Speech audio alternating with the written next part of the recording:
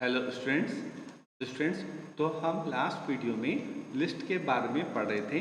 तो लिस्ट के हमने कुछ फंक्शंस के बारे में तो पढ़ लिया था और कुछ रह गए थे, तो हम उसको आगे कंटिन्यू करते हैं।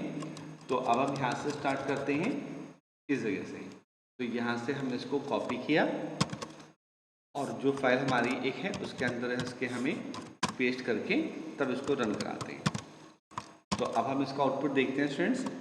तो यहाँ पे इसका आ रहा लेंथ 4। तो स्टूडेंट्स इसमें जो ये लेंथ फंक्शंस है इसका ये काम है कि लिस्ट को ये काउंट करके बताएगा उसमें कितने नंबर हैं। अगर नेम है तो उनको काउंट करके बताएगा। Okay students, length function. चलिए आगे बढ़ते हैं।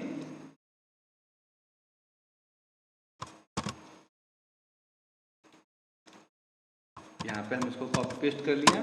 तो स्टूडेंट्स अब यहाँ पर ये है काउंट फंक्शन। तो ये हमें बताएगा इस लिस्ट में 20 कितने टाइम्स आया है। तो आपको दिख रहा होगा एक बार आया। चलिए इसको हम चेक कर लेते हैं। तो आप देखते हैं इसका आंसर में 1 दे रहा है क्योंकि 20 इसमें 1 टाइम्स है। अब यहाँ पर हम इसमें थोड़ा सा चेंज करके और अच्छे समझते हैं। यहाँ पर हमने 20 किया, 70 फिर 20। ओके स्टूडेंट्स, चलिए अब इसको रन कराते हैं। तो अब इसमें 20 1 2 3 टाइम्स है, तो इसका आंसर ये हमें 3 दे रहा है। तो ये काउंट करके बता रहा था कि जो भी आपने नंबर लिखा है वो कितने टाइम्स यहाँ पर आया है इस लिस्ट में। ओके स्टूडेंट्स, चलिए आगे बढ़ते हैं।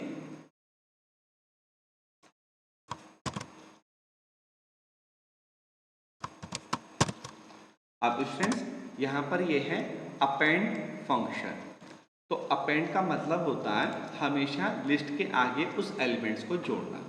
तो इसमें क्या होगा स्टूडेंट्स कि अब यहाँ तक तो अभी लिस्ट में इतने एलिमेंट थे, तो जब हमने किया दिस लिस्ट डॉट अपेंड 80 तो वो इसमें जुड़ जाएगा। इसका आउटपुट देखते हैं। ठीक है, तो आप ये देखिए पहले तो एलिमेंट्स इसमें ये थे और जब हमने अपेंड 80 किया तो वो यहाँ पर जुड़ गया। तो आपको हमेशा ध्यान रखना फ्रेंड्स, अपेंड का मतलब ही होता है कि आगे एक एलिमेंट्स जोड़ना लास्ट में। ओके फ्रेंड्स, चलिए आगे बढ़ते हैं।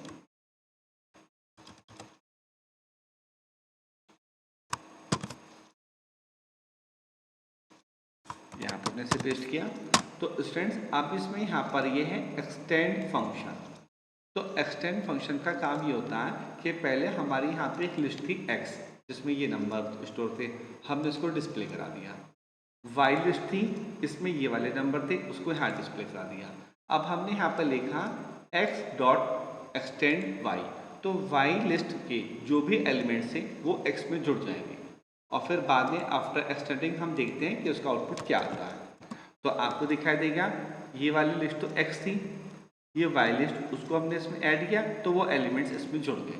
तो आप ये कह सकते हैं कि दो लिस्ट के एलिमेंट्स एक साथ जोड़ने के लिए इतना हम इसको समझ सकते हैं कि जो हमारे एलिमेंट्स y लिस्ट में थे उसको हमने x में ऐड करने के लिए। ओके फ्रेंड्स,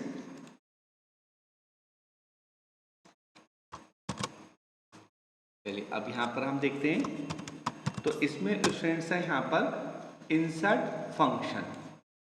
तो इंसर्ट फंक्शन में क्या होता है, जब हमने यहाँ पे लिखा 1,100 तो इस 1 वाली पोजीशन पे 100 आ जाएगा और ये वाले एलिमेंट्स आगे खिसक जाएंगे क्योंकि बीच में हम इंसर्ट कर रहे हैं। ओके स्टूडेंट्स, तो अब हम इसका आउटपुट देखते हैं। तो आप ये देखिए पहले तो यहाँ पे ये एलिमेंट्स थे, फिर इंसर्ट करने के बाद 100 यहाँ बीच में आ गया और ये आगे खिसक गए। ओके स्टूडेंट्स, तो आपको ध्यान रखना है जो इंसर्ट फंक्शंस होता है वो बीच में इंसर्ट कराने के लिए होता है और जो जहाँ पर हम इंसर्ट करते हैं वो एलिमेंट सब आगे खिसक जाते हैं। ओके स्टूडेंट्स, चलिए हम आगे बढ़ते हैं।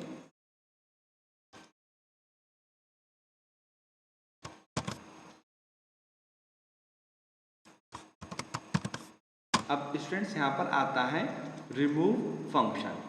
तो स्टूडेंट्स रिमूव फंक्शन का काम ये होता है कि मुझे इसमें से कोई भी एक नंबर डिलीट करना है तो वह हम कर सकते हैं।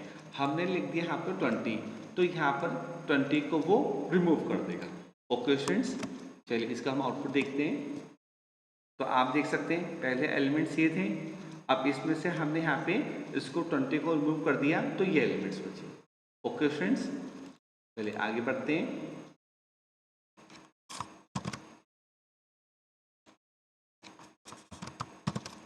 अब स्टूडेंट्स यहाँ पर आता है पॉप फंक्शन।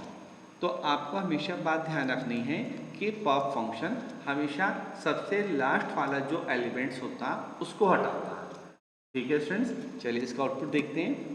तो आप ही देखिए यहाँ पर पहले एलिमेंट्स ये वाले थे और यहाँ पर हमने किया पॉप, तो उसने सबसे लास्ट वाले एलिमेंट्स को हटाएगा। अब अगर हम एक बार फिर से करेंगे पॉप तो फिर वो उस 30 को हटा देगा। तो पॉप हमेशा सबसे लास्ट का जो एलिमेंट होता है उसको डिलीट कर देता है। ओके स्टूडेंट्स,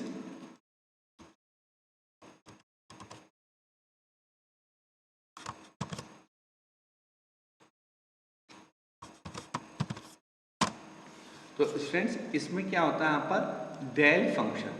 तो डेल फंक्शन से क्या होता है, हमने यहाँ पे लिखा है डेल दिस लिस्ट 0। तो 0 वाले बॉक्स में जो नंबर है अभी उसको डिलीट कर देगा।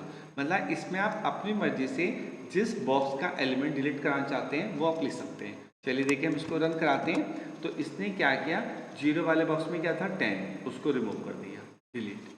ओके स्टूडेंट, चलिए इसमें थोड़ा सा चेंज करते हैं। अब मैंने यहाँ पर किया इसमें 1, तो अब ये क्या करेगा, इस बार 20 को डिलीट कर देगा। चलिए इसका आउटपुट देख लेते हैं। देखिए पहले यहाँ पर तो ये एलिमेंट्स ये वाले थे और फिर अब इसने रिमूव 20 को कर दिया तो ये वाले बचे। ओके स्टूडेंट, चलिए आगे बढ़ते हैं हम इसमें।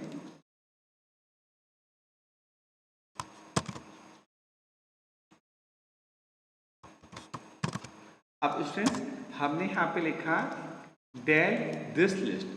तो स्टूडेंट्स इससे क्या होएगा कि दिस लिस्ट पूरी तरीके से ख़त्म हो जाएगी और उसके बाद वो हमें एलिमेंट डिस्प्ले नहीं कर पाएगा। और अगर जैसे कि यहाँ पर हम इसको डिस्प्ले करा रहे हैं तो एरर भी आ जाएगी। चलिए हम इसको चेक करते हैं। पहले यहाँ से तो हम इसको हटा देते हैं। अब हम इतना हम रन कराते हैं तो हमने यहाँ पे लिस्ट को क्रिएट किया और प्रिंट से उसको डिस्प्ले करा दिया और डेल से डिलीट। चलिए इसका आउटपुट देखते हैं। तो अभी तो हमें लिस्ट दिखाई रहा। ओके फ्रेंड्स, अब हम क्या करते हैं, यहाँ पर हम फिर से लिखते हैं print this list. Okay friends, हमने यहाँ पर ये लिखा। तो अब हम इसको रन कराते हैं फ्रेंड्स। तो आप देखिए यहाँ पे तुरंत ही एरर आ गया। ये कह रहा है this list is not defined, क्योंकि हमने यहाँ पे उसको डेल से जब ख़त्म कर दिया, डिलीट कर दिया, तो उसके बाद हम उसको अब डिस्प्ले नहीं करा सकते। ओके फ्रेंड्स, चलिए आगे बढ़ते हैं। अब यहाँ पे देखते हैं स्टूडेंट्स, इसको हमने कॉपी किया।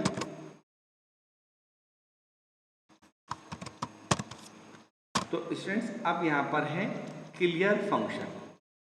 तो इससे क्या होता है स्टूडेंट्स कि दिस लिस्ट के जितने भी एलिमेंट्स हैं वो सब खत्म हो जाएंगे और केवल स्क्वायर ब्रैकेट बचेंगे, केवल स्क्वायर ब्रैकेट। इसका भी आउटपुट देख लेते हैं।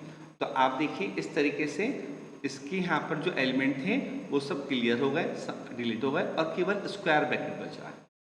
ओके स्टूडेंट्स, चलिए आगे बढ़ते हैं। चलिए स्टूडेंट्स बस आज की वीडियो में हम इतने फंक्शंस रहने देते हैं और इसके आगे के फंक्शन हम नेक्स्ट वीडियो में समझेंगे। ओके।